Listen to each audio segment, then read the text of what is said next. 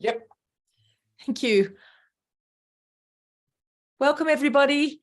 I can't quite see anybody, but welcome everybody to Global Encounters First Nations Peoples seminar for the month of May. It's a great pleasure to have you all here tonight. First of all, I start by acknowledging that we are meeting on the unceded lands of the First Nations people of this state that we now call Victoria, in the city that we now call Melbourne, once called Naarm. We acknowledge the elders past and present, and we thank them for all the support that they've given us to our work over many years. It's a real thrill tonight that we have our good friend, Dr. Dadi Aduri from BRIN, which we call it BRIN, which is the Indonesian National Research and Innovation Agency. We've got to know Dadi quite well over the last couple of years and had a wonderfully fruitful, engaging time together when we were in Jakarta last year, and we'll be doing that again later this year. But tonight, Dadi's going to speak to us about 3 centuries of shared Trepang heritage of Indonesia and Australia and perspectives from the field. And he's just come back from the field, so I'm imagining we're going to hear some very fresh perspectives tonight. So thank you, Dadi. You'll be running your own slideshow, I gather? Yes, thank you. Okay, and I will exit myself, turn off my video, and off you go. And then I'll be back at the end for questions. Thank you. Thank you, Lynette. Good afternoon, everybody.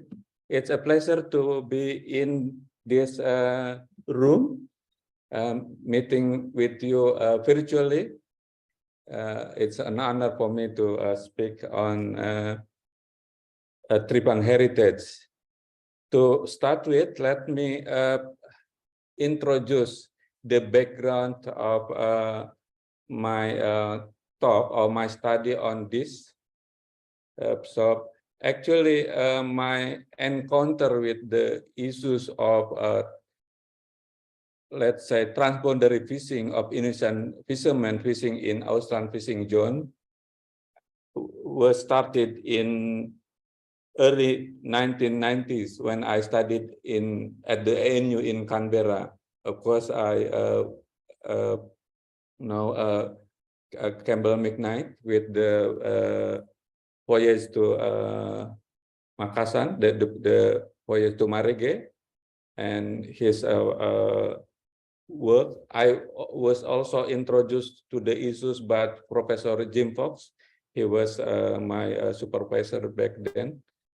But at that time, particularly since 2000s, the issues of this is considered more as problems of illegal fishing.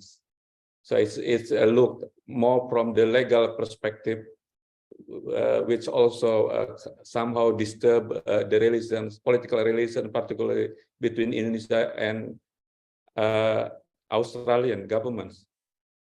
But since 3 or 4 years back, I was asked by the Directorate General of Cultures in the Ministry of Education and Culture to work on a long and big project that is a Spice Route project, the Spice Route project. This project aimed practically actually to construct what is considered as Spice Route, and then proposed to the UNESCO to be part of World Heritage. But for practical reasons, these reconstructions will also be used for kind of development purposes, for tourism developments, or kind of strengthening the Indonesianness by the Indonesian by looking at the historical events, evidence of how Indonesian people are connected each other through the maritime sailing traditions. With that project, I come to a realization that actually the tripang that has connected tripang exploitation and trade that has connected at least Indonesia, China, and Australia since historical time is something that is important also to be considered as part of the tripang of the heritage, connecting people of different background, ethnic backgrounds, localities, and also establishing kind of cultural exchange and many other cultural consequences. So and then a couple of years back, I was also get to know about a very interesting LINET projects on global encounters. One of which the focus is also on tripang heritage.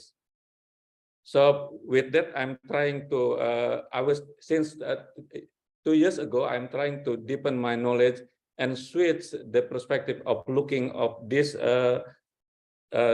tripang trade and exploitation from heritage perspectives. So this is the background of why I will talk about the things that I'm going to talk in this 45 minutes.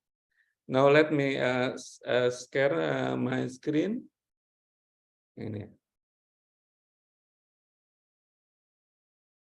So yeah, LINET with his project has, I think, also of course Pak Campbell, who is here, fortunately has done a tremendous work, deep and also intensive and extensive in studying what does this tripang heritage produce in regard to Australia. I would like to contribute to the discussion by looking at these issues from Indonesian perspective. Particularly, I would like to voice the things from the field, which is since 2 years back, I tried to visit the communities involved in these adventures.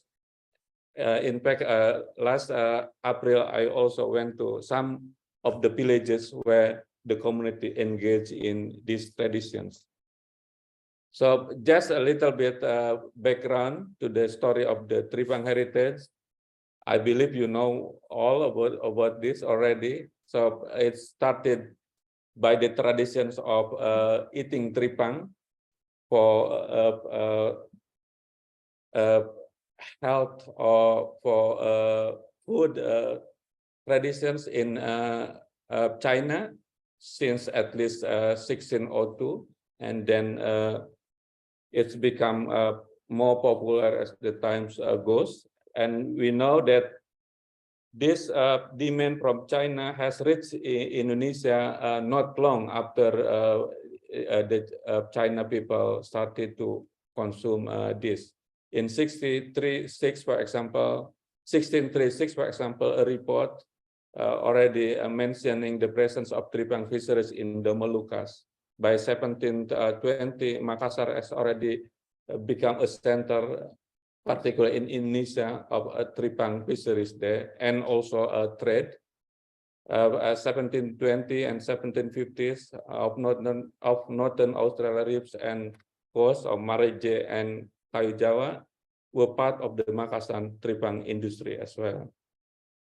While tripang fisheries in Marije and Kayu Jawa ceased in 1906 or 1907, tripang fisheries on the border area, Asmor Reef or MOU box, we know it more on with that name, has never completely stopped. It continues up till now. I believe it continues up to this very day.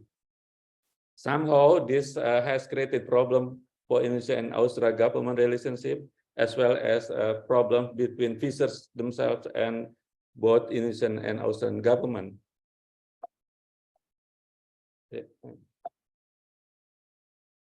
So just again continuations of this story up to 1906, we know that from historical and archaeological studies that the centers of voyaging to the Australian waters and to the Australian continent started from Makassar, and the Australian government policy driven by, I believe, competitions of the industry, tripang industry, has prohibited Indonesian fishermen to land and produce, involved in post-harvest processing in Australian continent. So that stopped the direct interactions between the Indonesian fishermen and the Australian First Nations people. But the fishing in the border and impact to the current Australian territories of fishing zone still continues. This is the pictures, a map that depict the voyages of Indonesian fishermen from 1907 to 1980s, which is quite interestingly, it's expand, not only started from Makassar, but from other part of Indonesian as well.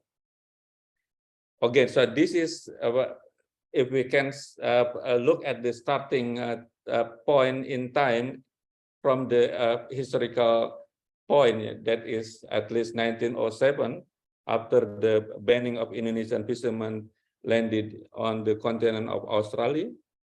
But we can see that this tradition still being continued by the fishermen until now, as I mentioned earlier. But before that, we know also that Australian government and Indonesian government also try to manage these traditions, or I believe they look at it more from the fishing perspective, fisheries perspective. So they, I don't know if I may use the term compartmentalize the, sorry to use the land-based terminology here, for these fishing activities to be only allowed in what is called as MOU box through the agreement between Indonesian and Australian government in 1974, revised in 1998, and also only allowed for those who are fishing with the traditional means, that is using non-motorized boats and non-motorized or non-modern fishing gear. So this is more or less those boats and fishing practices, techniques, and technology that allowed by the Indonesian, Indonesian and Australian governments agreement.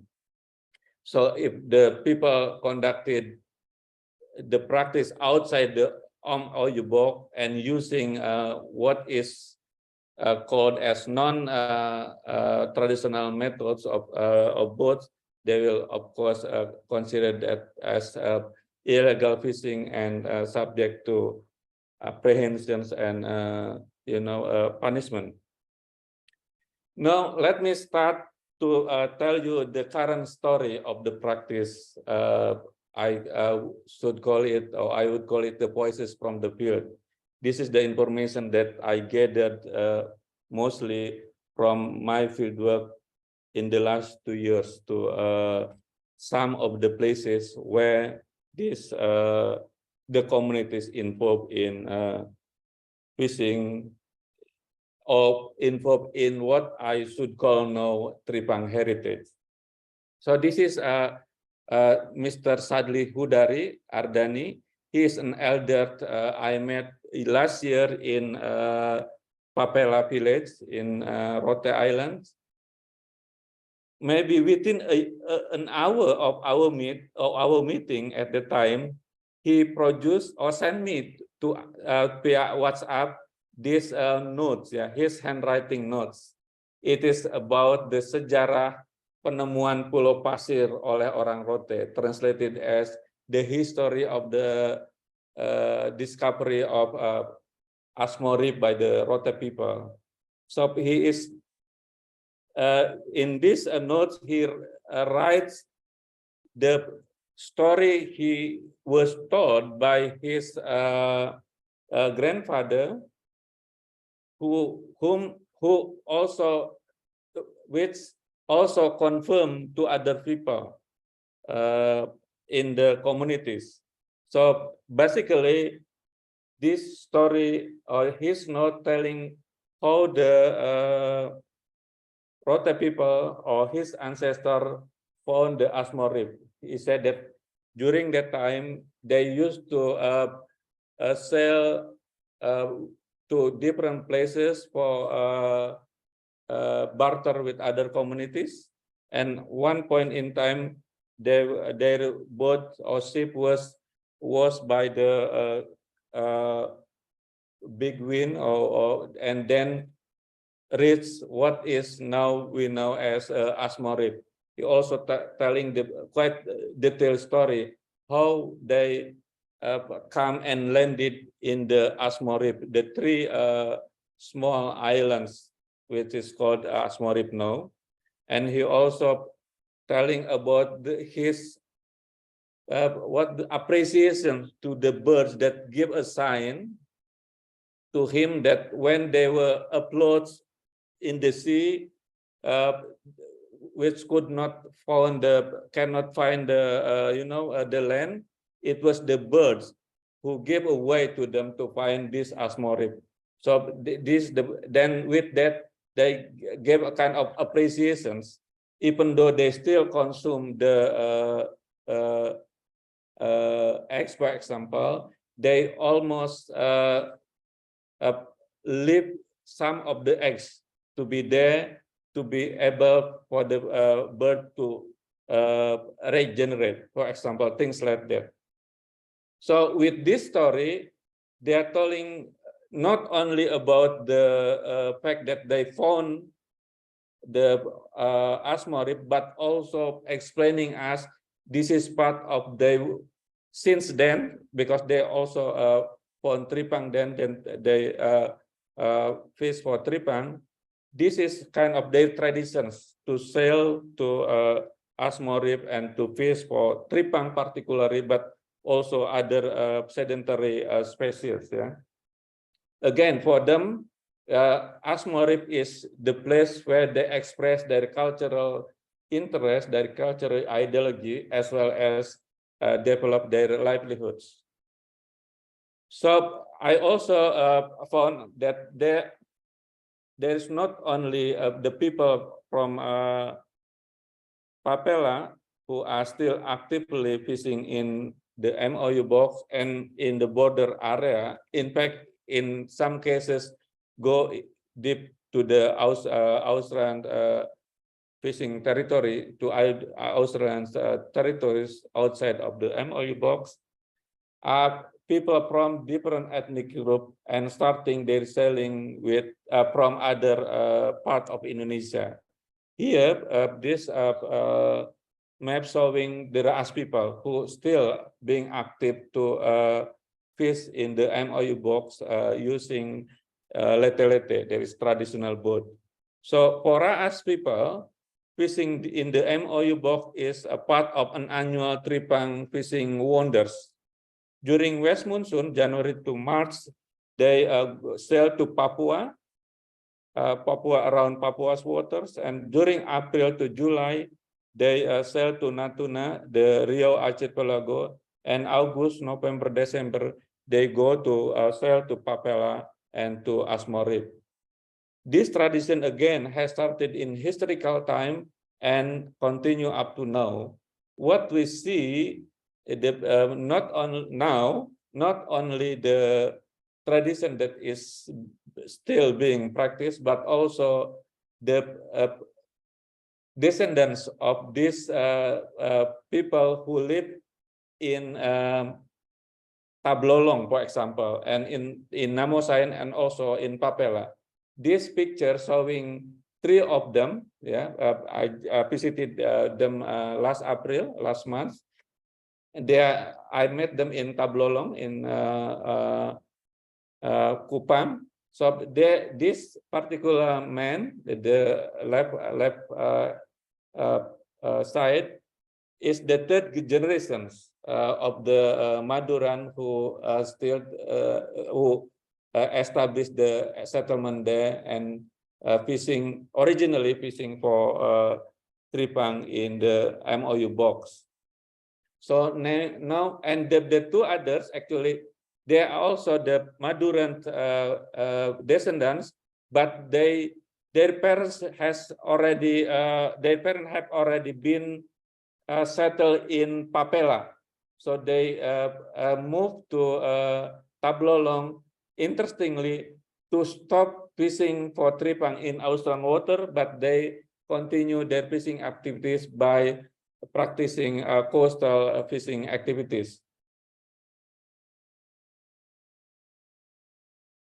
This is another community from Makatobi. It's already intensively, deeply written by Natasha Stacey in her book, which was developed from her dissertations, Boats to Burns from Wakatobi. I met these 2 gentlemen are also from Wakatobi. I met them in Papela, in the settlement called Kampung Ujung or Kampung Pasir, who are dominated by the Bajo people, but also mixed with other maritime ethnic groups. So they use both traditional and non-traditional vessels and methods. We can see from this picture, they use lambo, but also they use body. If lambo is not equipped with engine, but body, although it's much smaller, but sometimes they use 3 engines to be put in these small bodies. This is another lambo from a different village in Rote.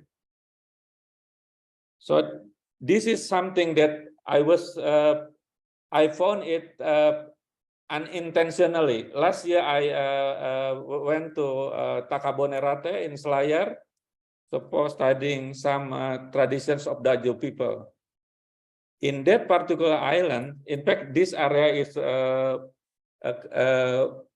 marine park, yeah, but they have some settlements there. And in Tarupa Island, I met some Bajo people who also still travel to the border between Indonesian and Australian waters for fishing for tripang through Osapa. So they use motorized joloro and adopt compressors. They are not using what is called traditional fishing gear by the Indonesian Australian agreement standard, but they use compressor as a sporting equipment to dive deep for tripang. Considered partly illegal if they are practice of if they dive in Australian fishing zone, they usually consider that they openly they said we are fishing in the border area. So border means you can move around between the 2 countries, two waters under the authorities of the 2 countries.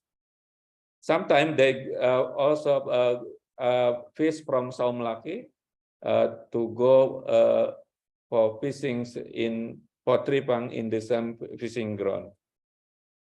Quite interesting from these people, I got a kind of critical thought about the Indonesian and Australian border agreements. So I believe you might already know that there are 2 different regimes implemented in a border agreement between Indonesian and Australians.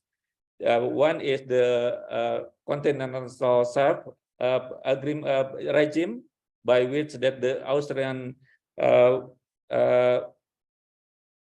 bottoms of the sea use the standards of continental shelf, while the column of the sea use the ZAA, UNCLOS reference. Yeah, so there are overlapping claims where the bottom of the sea belongs to Australia, but the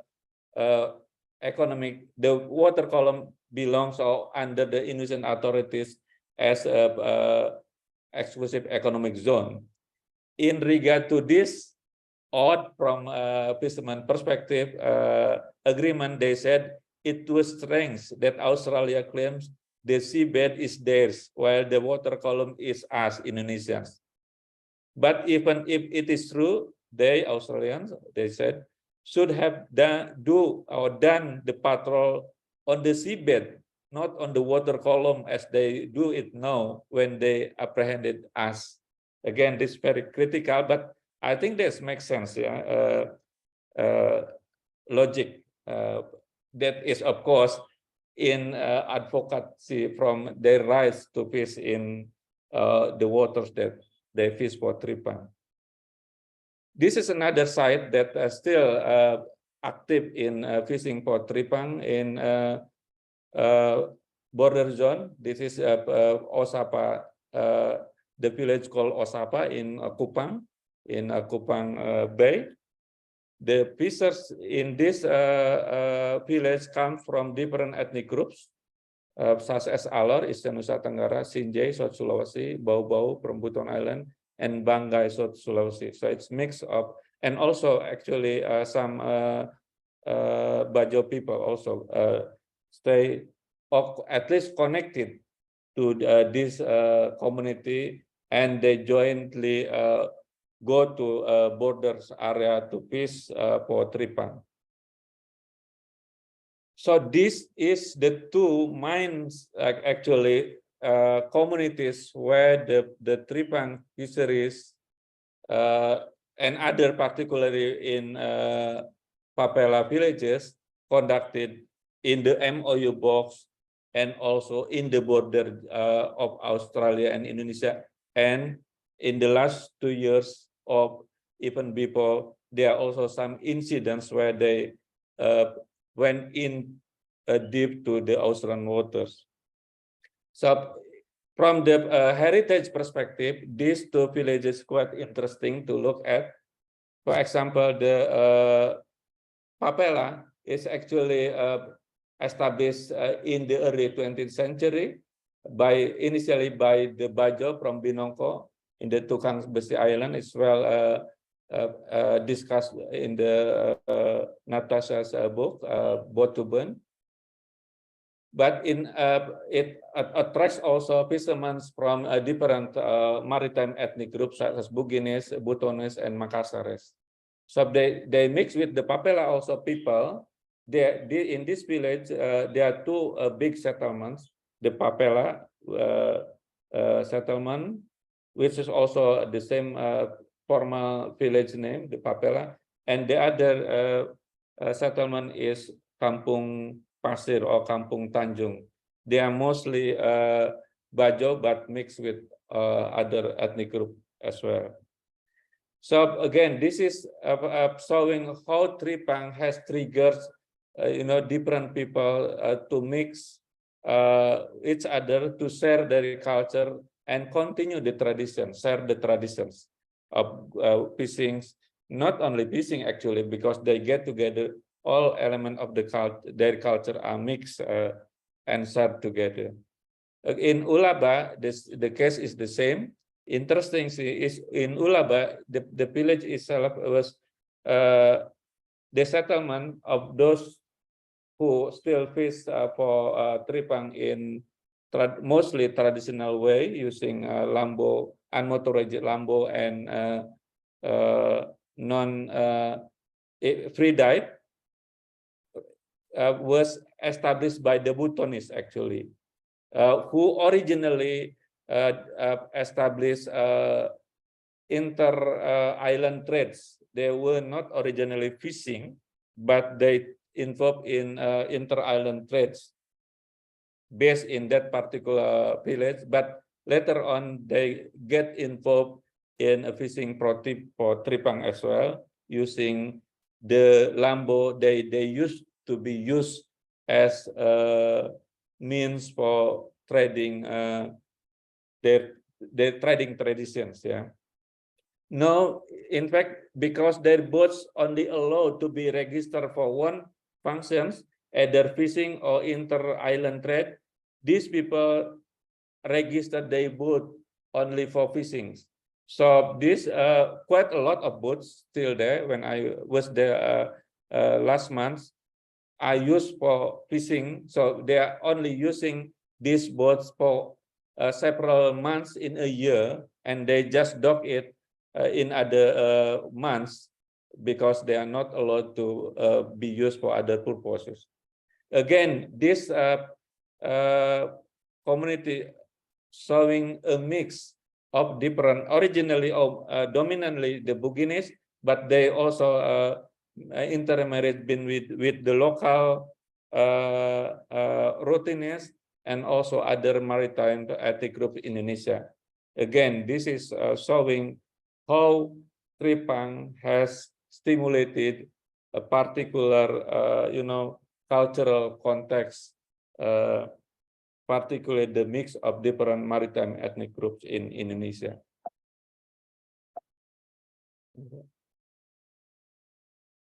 These are the fishing boats and gear that they use, which is not comply. If you look at, if we use the Indonesian Australian government agreement, does not comply to their traditional term. So if this of the people of the fisher using these gears and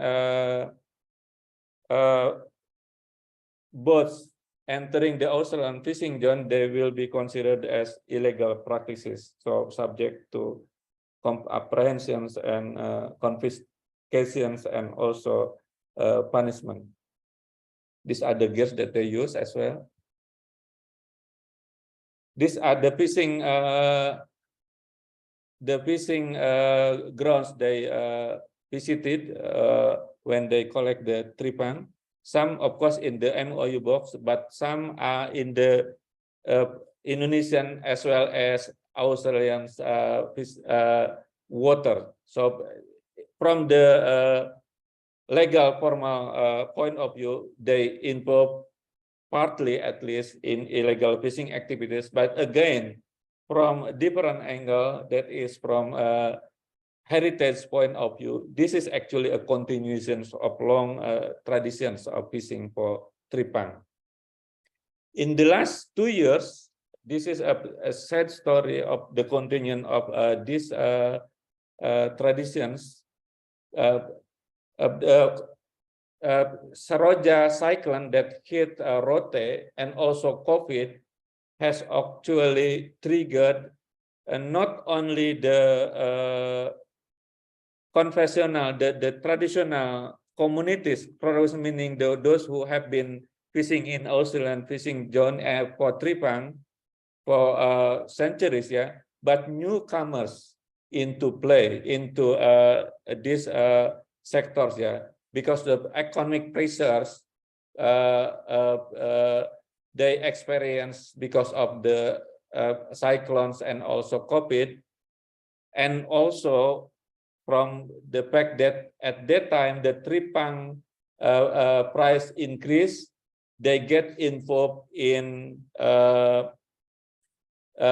fishing for tripang using modern boats and equipment, and actually they just use modern equipment but they fish in what is considered as outside of the MOU box and in the area considered as national park conservation area in Australian fishing zone. So the economic pressures and also actually the approach taken by the Australian authority when they apprehend these fishers in the beginning, at least in the half of first years of this incidents in the last 2 years, because of the COVID, they were just driven away. They were not they were confiscated, but the Australian authority tried to avoid direct contact with them. So they feel, the risk is not that high because they were not punished and burned the boat. So it's actually, make them to get, because of the risk is considered as lower, they go to Australia for fishing for tripang more and more. More boats get involved.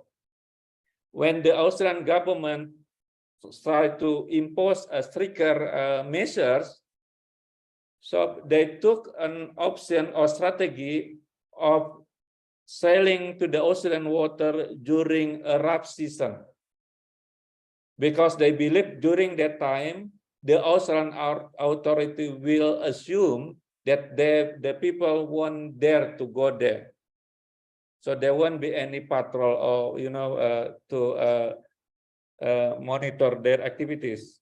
And what happened with this is that they involved in accidents. Last year, April last year, 9 people lost, and this year, the same month, last month, 2 boats fishers from 2 boats. Fisher from 1 boat was saved completely, so 9 people, and 1 fishers from the other boat were saved, but the other fishers were lost, and 1 boat and with the 9 people of their crew, no news at all. So it's created serious loss in the communities. So this is my last slide. To conclude, it's not a conclusion, just a closing remark from me. The current discussions on this tripang fisheries still is dominated by the consideration that this is a fishing activities. So from fishing practices for fishing, that also means from fishing management regime. But I believe if you look at from a different perspective, from the heritage perspective that I try to highlight here, that this is a very rich traditions that might worth of looking at it from different perspective, which is from the perspective of traditions of heritage. With that, I think the definitions of traditional and non-traditional might have to be reconsidered, reevaluated, to give a chance to these traditions to be able to be sustained by the community. Also look at differently from the Indonesian and Australian government. The fact that despite the formal strong prohibitions, but by the Indonesian and the Australian government, yet the activities still being practiced on the ground, and I believe which also mean consider having a positive result from the perspective of the community. I believe this kind of thing should be considered, to reconsider of how the Indonesian government and Australia look at this what do you call it, this thing, this domain or this context, or what I call it as the tripang heritage context, or tripang fisheries and heritage context. that is what I would like to share in this occasion. Thank you. Thank you so much, Dedi. That's so interesting. Just fantastic, actually. It's the one thing that I keep thinking about when you're talking about this emphasis on traditional methods of fishing. Yet we know those traditional methods are really very dangerous. And, you know, I've been to a Baju village in Thailand where a very significant number of the older men are crippled from having used the traditional methods for harvesting, well, harvesting anything, in fact, because they've had the bends so many times they become crippled. And yet here we are, Australia's saying, well, you can't modernize. You mustn't use modern methods, which is almost a human rights issue here that we need to be thinking about. Australia needs to be thinking about anyway. So thank you so much. It's such a great conversation, really interesting. If anybody's got any questions, please put your hand up so that I can see you, or pop something into the chat. I'm sure Dedi's got some be interested in taking questions. I can see Kelly Clayton's hand is up. Please, Kelly, unmute yourself. Excellent talk. Thank you very much. I've got a question about the Madura fishers, the fishermen from Ras. I was wondering if you could comment on how early they arrived in Rote. Can you hear me okay? Yeah. Is that the only question you raised? That's a question. Okay. Yeah, actually, that is also my questions, Kelly. And that is the thing that I'm still looking for the answer. And I would like to actually write a paper on that in the coming Indonesia International Forum for Spice Route, looking specifically on the involvement of the Madures. I haven't pinpoint the time of when they started to get involved in this, but when I met the elderly in Rote in Papela, and also the fishers in Tablolong that I saw you the pictures of, they are more or less about 5 or generations up. They said their ancestors who they can trace of is about 5 generations. So I'm at the moment considering that might be the point where they started to get involved in these traditions. But I should also look at the whole traditions of the Madures, the Ras people, in terms of fishing for tripang, because as I mentioned earlier, actually fishing in the MOU box is only part, of their traditions, fishing around Indonesians. In the early months of the year, they go to Papuan's water, around Papuan's waters, and then go to Rio Archipelago, and the second half of the year, start September up to the end of the year, this is the time they go to Rote and then to Papela, to Papela and then to MOU box.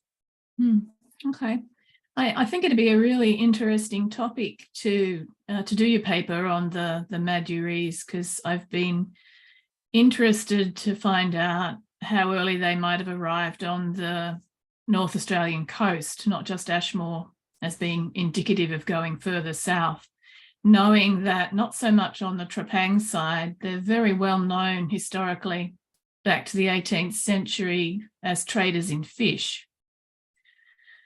So maybe they came south looking for fish, including Trepang. But that was my one question. Am I allowed to ask another question? We've got a couple lined up. So quick. Right. Oh, another question if I'm quick. Okay. In talking to the fishermen in all the different communities that you have, what's the limitation on how long a voyage can last? Is it once they get a full cargo hold, they go home, or they're limited by the weather or the wind conditions, or they run out of supplies? Are they happy to go home without a full cargo hold? That's my question. Are you talking about the traditional one or the? I guess the traditional ones, the ones that you know about. Yeah, the traditional one, that is the one used the sail, non-motorized boat. Actually, the combinations of both, of not both, yeah, of the season, the wind, their what do you call it, the food and waters, and also their cats. So they usually use these three variables to decide whether they still put in the fishing grounds or they should sail home. So the combinations of them. But let me add also some information from the current practices that are in the last 2 years. So this is mostly done by motorized boat, small boat, or we call it body. So actually the total fishing time is around a week, 7 days or 8 days.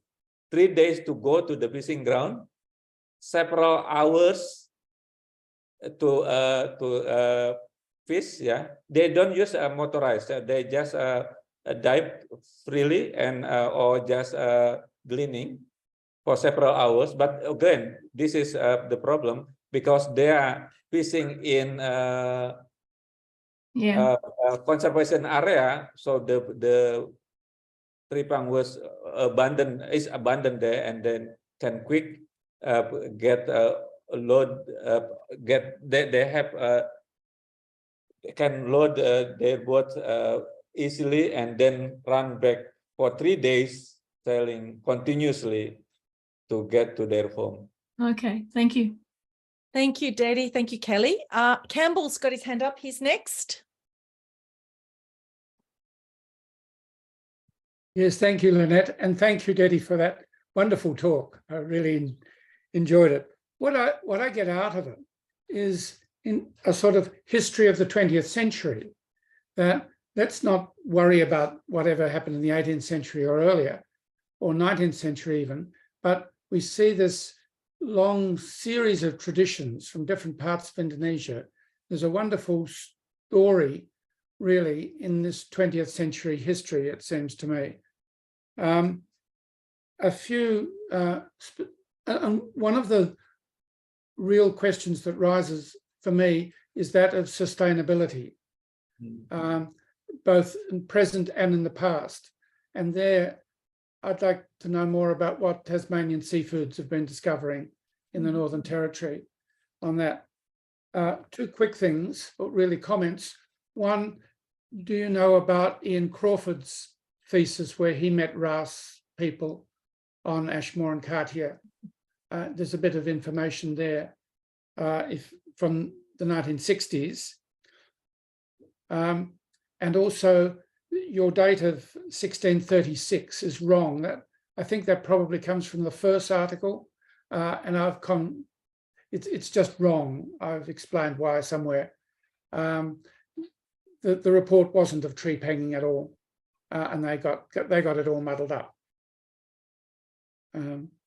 But that's. But I'd be interested in your views about sustainability. Yeah, that is also a problem. I mean, if you look at, thank you for the question. Anyway, it's a problem because, Indonesian waters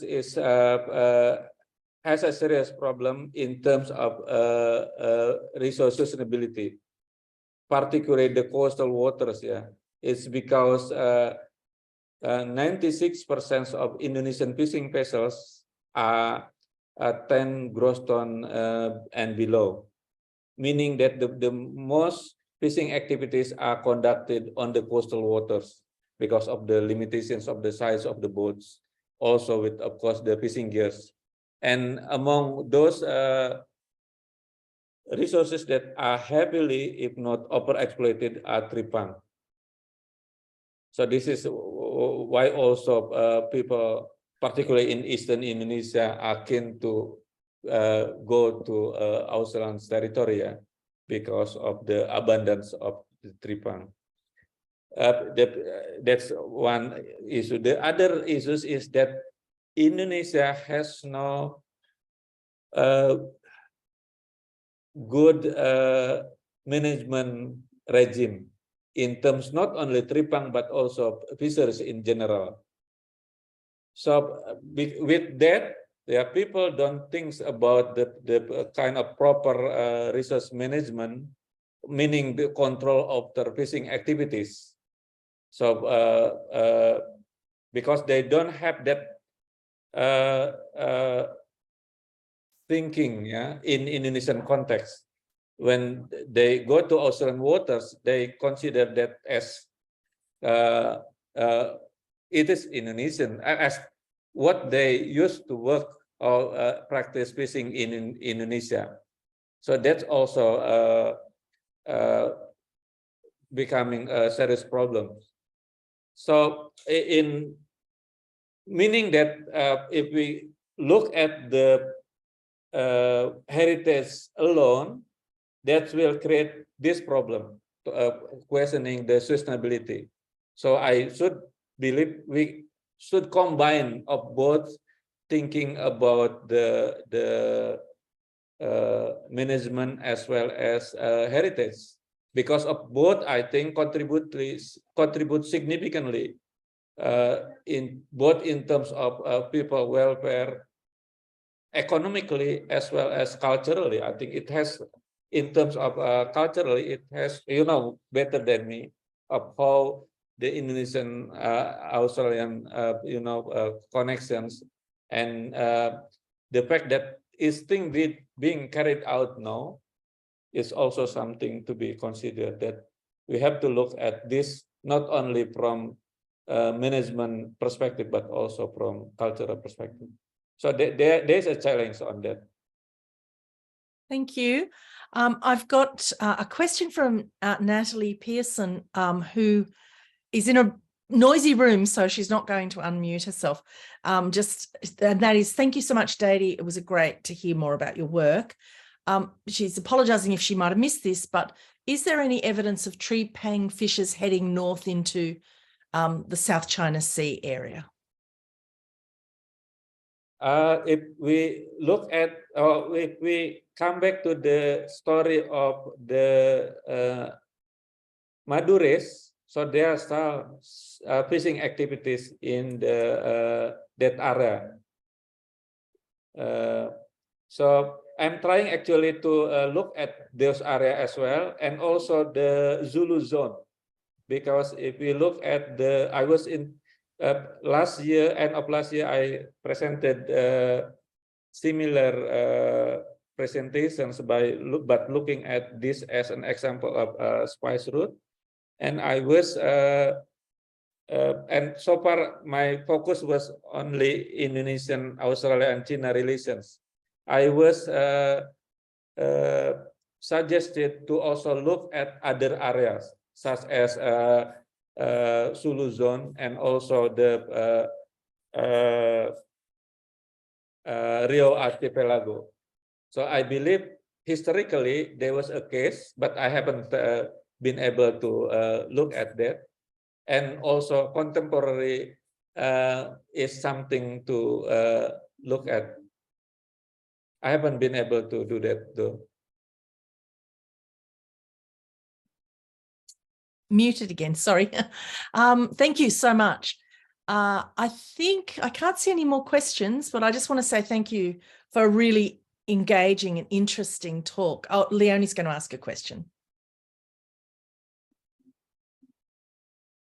You're muted, Leonie. Yep, sorry.